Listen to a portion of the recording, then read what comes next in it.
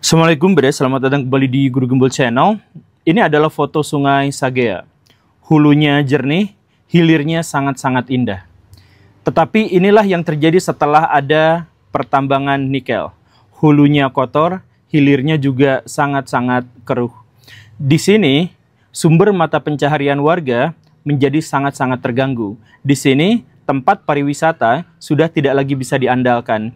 Ikan-ikan dan hewan-hewan yang seharusnya ada di situ sekarang banyak yang hilang, mati, atau tidak mau ada lagi di sana. Dan ini semuanya lagi-lagi harus ditekankan akibat pertambangan nikel. Kalau misalkan di satu pulau di Indonesia saja seperti ini, bayangkan wilayah-wilayah lain tempat pertambangan nikel berada.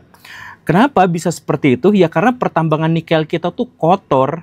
Ketika WTO dan Uni Eropa dulu memblacklist Indonesia, itu alasannya adalah karena pertambangan nikel kita tuh kotor.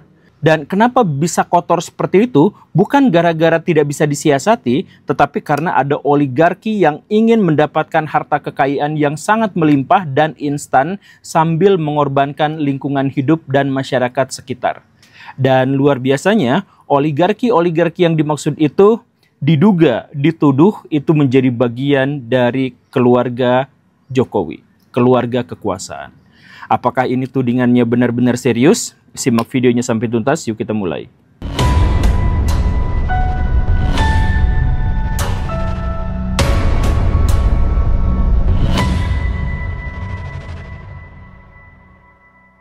Pertumbuhan ekonomi Cina yang gila-gilaan di tahun 2000-an itu sebenarnya adalah kabar buruk buat Indonesia. Karena apa? Karena seiring dengan bertumbuhnya pabrik-pabrik dan industri-industri Cina, dia akan menghabisi dan mengalahkan semua kompetitornya termasuk yang ada di Indonesia. Sejak saat ekonomi Cina bertambah terus gara-gara kekuatan industri mereka, kekuatan industri Indonesia habis melorot. Dari tahun ke tahun, dari bulan ke bulan, ada saja pabrik-pabrik di Indonesia yang bangkrut, yang gulung tikar, yang habis tidak bisa bangkit lagi. Dan pabrik-pabrik itu pada akhirnya melakukan PHK massal, besar-besaran, puluhan ribu jumlahnya. Dan setelah itu apa? Tentu saja semakin banyak orang yang membutuhkan lapangan pekerjaan, tetapi semakin sedikit lahan pekerjaan yang bisa diakses. Akhirnya apa? Pengangguran merajalela dan sektor-sektor informal untuk pekerjaan itu juga merajalela yang menyebabkan munculnya masalah-masalah ekonomi yang baru. Masalah ekonomi yang baru diantaranya apa? Ya tentu saja adalah kemiskinan. Banyak orang-orang di Indonesia yang dari kelas menengah turun menjadi ekonomi bawah, ekonomi miskin. Dan orang-orang di Indonesia pada akhirnya menghabiskan tabungannya sendiri untuk konsumsi. Dan karena itulah akhirnya ekonomi Indonesia sebenarnya dalam situasi yang buruk. Ekonomi Indonesia sekarang masuk daerah kuning. Zona terdegradasi, mau masuk ke jajaran yang miskin. Pemerintah menolak itu, pemerintah tidak pernah mengakui data itu. Jadi apa argumentasi pemerintah? Ya, argumentasi pemerintah biasanya adalah ekonomi Indonesia selalu naik 5% per tahun. Sudah pernah kita bahas yang itu. Tapi di tengah kegoncangan dan kekhawatiran itu muncullah ide Pak Jokowi, yaitu kita hilirisasi tambang-tambang di Indonesia. Ini sebenarnya adalah gagasan yang di satu sisi cerdas, tapi di sisi lain bukan sesuatu yang baru. Yang dimaksud dengan hilirisasi itu adalah penambangan atau pengambilan sumber daya yang ada di Indonesia, tetapi tidak dijual dalam produk mentah, melainkan diolah dulu di Indonesia agar nilai ekonominya semakin tinggi. Saya bilang ini bukan hal yang baru karena waktu saya kecil, waktu saya SD, Pak Harto tuh pernah pidato kurang lebih serupa dengan ini. Yaitu, beliau mengatakan bahwa kalau mau jual kayu, jangan kayu gelondongan. Tapi kayu itu harus diolah dulu, jadi kursi, jadi mebel. Setelah itu baru dijual, karena harganya tentu saja menjadi jauh lebih mahal. Mungkin karena Pak Jokowi adalah pengusaha mebel di zaman Pak Harto, Pak Jokowi juga akhirnya terinspirasi dan karena itulah maka tambang di Indonesia juga bisa diperlakukan seperti itu. Jadi bukan dijual biji besinya, biji nikelnya, biji timahnya, tapi diolah di Indonesia agar menjadi sesuatu yang menjadi lebih berharga baru dijual. Itu ide yang kreatif, itu ide yang bagus. Seandainya ini dilaksanakan dengan sangat komitmen dan konsisten, maka saya yakin ekonomi Indonesia memang bisa mengantisipasi hal yang buruk. Tapi walaupun dalam ide sangat baik, sangat brilian, ada beberapa kejanggalan dalam aplikasinya, dalam mewujudkan itu. Salah satu contohnya seperti ini, Baraya. Hilirisasi nikel itu dimulai oleh Pak Jokowi itu 1 Januari tahun 2020 sampai sekarang. Tetapi dari situ orang-orang Cina melaporkan bahwa kami sampai sejauh ini masih kok beli biji nikel dari Indonesia. 2020 mereka masih impor dari Indonesia. 2021 masih. 2022 juga masih. Jadi bagaimana ceritanya orang Indonesia mengharamkan jual biji nikel ke luar negeri, tetapi orang Cina mengaku kami masih mendapatkan impor. Luar biasanya apa? Setelah dicek, di Indonesia tidak ada laporan ekspor sama sekali, di Cina ada laporan 5,3 juta ton biji nikel. Artinya apa? Satu di antara dua antara Indonesia dengan Cina berdusta. Karena Cina mengaku impor dari Indonesia, tetapi Indonesia tidak mengaku ekspor ke Cina. Nah, begitu kan? Setelah diselidiki begini dan begitu, ternyata ada dugaan penyelundupan yang dilakukan oleh Erlangga Hartarto, Golkar, dan kemudian Bobi Nasution.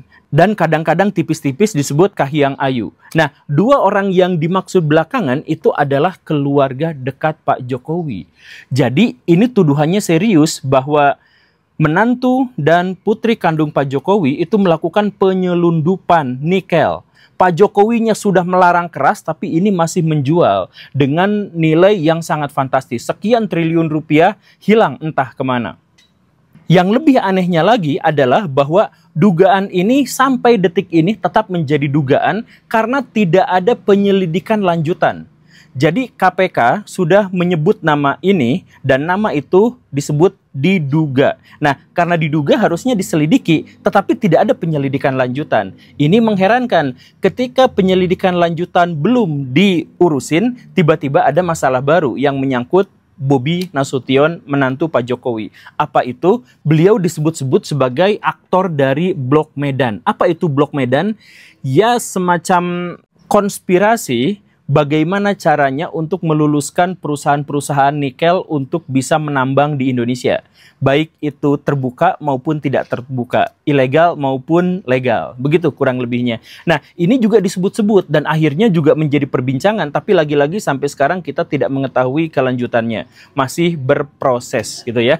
Nah, ngomong-ngomong masih berproses, akhirnya apa? Yang terjadi itu adalah rakyat yang ada di Halmahera itu tiba-tiba ketimpa durian racun. Yaitu apa? Ada orang yang memiliki tanah sekian hektar, ada yang memiliki rumah, ada yang memiliki perkebunan. Entah bagaimana ceritanya, tiba-tiba datang eskavator untuk menggali dan menggarap tanahnya itu. Kemudian mengambil alih secara paksa.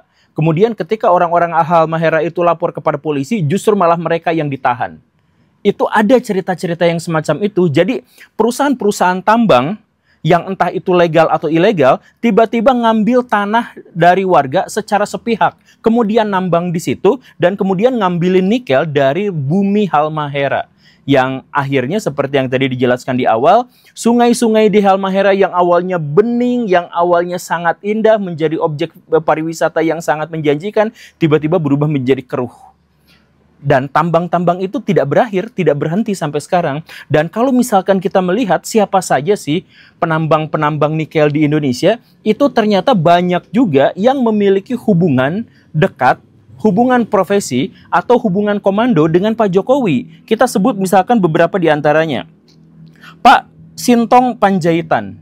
Beliau itu adalah kerabatnya juga Pak Luhut Binsar Panjaitan. Itu pernah jadi komisaris dalam perusahaan tambang yang ada di Halmahera. Lalu ada Pak Hinsa Siburian. Beliau itu juga pernah jadi tim pemenangan Pak Jokowi Ma'ruf. Kemudian ada Andi Gani Nena Wea. Nah, beliau juga sama ya, beliau itu teman Pak Jokowi sejak awal, sejak masih di daerah. Kemudian ada juga Pak Haji Isam. Nah, Pak Haji Isam itu adalah orang yang sangat dekat dan salah satu kunci kemenangan Pak Jokowi dalam pemilu kemarin, khususnya di wilayah Kalimantan dan Sulawesi. Pak Haji Isam itu juga menggarap batu bara, yang batu baranya itu digunakan untuk smelter-smelter pertambangan timah di Indonesia. Kemudian ada juga Pak Kiki Barki, pengusaha yang sangat-sangat tajir melintir, itu juga kebagian. Kemudian ada Aguan. Nah, Aguan itu sekarang Aguan nampaknya sudah pecah kongsi dengan Pak Jokowi, tetapi sejak zaman dulu Pak Aguan itu sangat akrab dengan Pak Jokowi. Jadi Pak Aguan itu di tambang nikel ada, di pagar laut juga ada. Beliau tuh ada di mana-mana kalau urusannya itu adalah ya yang gitu-gitulah. Itu juga dekat dengan Pak Jokowi. Kemudian ada Pak Bahlil. Ya, Pak Bahlil itu tidak secara langsung, tapi anak buah Pak Bahlil itu ada juga yang dalam pertambangan nikel itu. Kemudian Pak Garibaldi Thohir, yang tentu saja itu adalah saudaranya Pak Erick Thohir, yang itu adalah tangan kanannya Pak Jokowi di zaman dulu. Nah, ini banyak sekali orang-orang yang disebutkan di sini, tapi ya tentu saja saya tidak menyebutkan semuanya, dan tentu saja ini masih dalam bentuk dugaan. Maksudnya, mereka bisnis nikel, iya betul. Tetapi apakah mereka terlibat pada nikel ilegal? Nah, ini yang sulit sekali untuk dipisahkan. Karena bahkan yang legal pun masih diragukan. Karena ada suap lah, ada cerita konspirasi dan lain sebagainya. Jadi kalau misalkan mau dikumpul-kumpul, kita menemukan akhirnya ada 5 kelompok besar oligarki di Indonesia yang main di tambang timah. Yang pertama itu adalah kelompok lingkar istana. Ya, lingkar istana ya tentu saja adalah Pak Jokowi dan teman-temannya. Kemudian aktor-aktor di lingkaran menteri-menteri. Ya, Pak Luhut misalkan ya, Pak Erick Thohir dan sebagainya. Kemudian lingkaran mantan-mantan pejabat dan mantan-mantan perwira. Itu banyak sekali. Jadi kan pejabat-pejabat di Indonesia itu kalau sudah lengser, mereka tuh bingung nanti sumber penghasilannya dari mana. Nah, biasanya tuh dikasih jatah-jatah gitu, termasuk komisaris lah, dikasih ini itu. Nah, dalam hal ini tambang-tambang nikel itu juga banyak diserahkan kepada pejabat, mantan-mantan pejabat dan mantan-mantan perwira, baik itu dari kepolisian maupun dari tentara. Kemudian ada juga lingkaran konglomerat dan politisi. Nah, tadi juga saya sebutkan, dan yang kemudian aktor dari pejabat-pejabat daerah. Nah, 5 oligarki ini yang benar-benar menguasai pertambangan-pertambangan nikel di Indonesia. Sebagian di antara mereka benar-benar melaporkan kepemilikan, yang lain harus diselidiki oleh wartawan, diselidiki oleh KPK dan sebagainya untuk bisa menemukan hubungan mereka dengan tambang-tambang itu. Jadi ada yang terbuka terang-terangan dan ada yang sama sekali tidak transparan. Dan kebanyakan memang ada di lingkaran Pak Jokowi. Nah, pertanyaan berikutnya adalah, ya nggak apa-apa dong kalau misalkan itu lingkaran Pak Jokowi, kan yang paling pentingnya adalah bahwa tambang-tambang itu pada akhirnya berfungsi untuk hilirisasi nikel, dan itu adalah untuk kebaikan rakyat Indonesia. Betul seperti itu? Tidak betul. Kalau Baraya membaca apa yang saya baca, mungkin Baraya akan menjadi sangat pesimis. Karena dilihat dari hilirisasi yang dimaksud itu, nampaknya itu hanya untuk mengayakkan, mensukseskan, memakmurkan orang-orang yang dekat dengan kekuasaan saja, kaum elit-elit saja, kaum oligarki saja. Sedangkan untuk rakyat Indonesia nggak kebagian. Jadi keuntungannya dibagi 2. Untuk orang-orang yang ngurusin itu dari dalam negeri, dan itu adalah kalangan oligark, dan yang kedua itu adalah untuk Cina. 90% keuntungan hilirisasi itu bukan untuk Indonesia, tapi untuk Cina. Berikut skemanya, silahkan, saya berharap pernyataan saya salah, silahkan dibantah dengan data ya. Coba kita lihat, misalkan, kan hilirisasi itu artinya mengubah biji timah dalam konteks ini, berubah menjadi sesuatu yang lebih berguna, yang lebih bermanfaat, baterai lah, atau seng lah, apa segala rupa gitu ya. Nah, itu kan butuh industri, butuh pabrik, yang kita sebut sebagai smelter. Nah, smelter itu 90% itu dari Cina. Kemudian smelter-smelter didirikan di Indonesia yang dari perusahaan Cina itu mendapatkan pinjaman, mendapatkan dana itu dari bank-bank Cina juga. Kemudian kita lihat ekspornya setelah jadi gitu ya, setelah timah itu diolah, ekspornya itu diserahkan sama Cina. 85-90% ekspornya adalah ke Cina. Karena negara-negara barat tidak mau menerima ini. Karena kotor. Karena merusak lingkungan. Jadi yang menerimanya adalah Cina. Dan karena sekitar 85-90% nikel Indonesia itu diekspornya ke Cina, maka ini menjadi monopoli. Akhirnya apa? Harga hasil olahan nikel di Indonesia juga itu ditentukannya sama Cina. Jadi semuanya itu demi keuntungan Cina. Ditambah lagi, misalkan perusahaan-perusahaan Cina itu mendapatkan pengampunan pajak dari Indonesia. Ada memang pajaknya, tetapi pajaknya tidak besar. Bahkan bukan hanya pajaknya yang tidak besar, kan smelter-smelter itu kan menggunakan mesin-mesin yang besar. Mesin-mesin yang besar itu butuh bahan bakar. Bahan bakarnya dari batu baranya Pak Haji Isam itu. Nah, harga batu bara yang dijual ke luar negeri dengan ke Cina untuk smelter-smelter ini juga ditekan sampai setengah bahkan sepertiganya dari harga pasaran. Jadi semua keuntungannya untuk Cina. Sedangkan kerugiannya, limbahnya 100% untuk Indonesia, kerusakan lingkungan 100% untuk Indonesia, kerugian pariwisata 100% untuk Indonesia, kerugian petani dan nelayan 100% diserahkan kepada Indonesia, penyerobotan lahan juga adanya di Indonesia. Dan kerugian total untuk satu area pertambangan saja, itu bisa tembus sampai 300 triliun rupiah. Kerugian lingkungannya saja.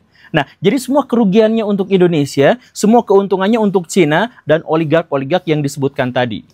Saya berharap luar biasa dugaan ini, skema ini salah. Saya berharap apa yang saya katakan ini salah. Saya berharap hilirisasi memang ada keuntungan besar buat Indonesia. Saya harap hilirisasi itu memang untuk membantu masyarakat Indonesia, untuk meningkatkan perekonomian Indonesia dan lain sebagainya. Saya harap seperti itu. Tapi kalau misalkan Baraya cek di media-media yang sudah beredar dan laporan-laporan dari orang-orang yang memiliki kapabilitas untuk memberikan informasi, dalam hal ini misalkan Pak Faisal Basri, sumber referensi utama saya, itu semuanya menjelaskan bahwa keuntungan diserahkan kepada Cina dan kepada oligark-oligark yang ada di lingkaran Pak Jokowi, dan sisanya berupa kerugian-kerugian, limbah dan kerusakan itu diserahkan kepada Indonesia.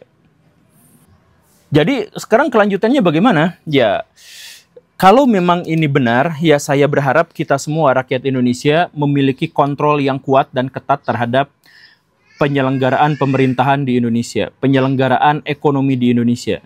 Jangan sampai Baraya lengah, jangan sampai Baraya diam. Baraya harus memberikan kontribusi terhadap masyarakat, terhadap negara, dan bangsa.